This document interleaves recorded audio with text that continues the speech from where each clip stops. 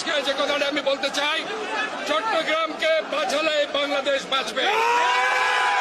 আজকে আমরা আমাদের যে ইশতেহার জনাব তারেক রহমান, বেগম খালেদা জিয়ার যে ইশতেহার চট্টগ্রামকে একটি গ্রিন সিটি, ক্লিন সিটি এবং হেলথি সিটি করার যে চিন্তা ভাবনা, এই চিন্তা ভাবনা নিয়ে ইনশাল্লাহ আমি কাজ করে যাব এবং এই চট্টগ্রামকে আপনারা জানেন জলাবদ্ধতা সহ বিভিন্ন সমস্যায় আজকে চট্টগ্রাম।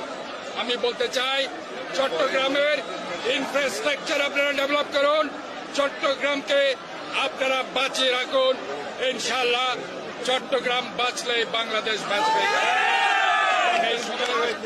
এবং আজকের এই বিজয়ের মাধ্যমে আইনের শাসনের পথ প্রতিষ্ঠিত হয়েছে এবং আইনের শাসন ফিরে এসেছে এবং আজকের মানুষের গণতান্ত্রিক অধিকার পথ সুগম হয়েছে।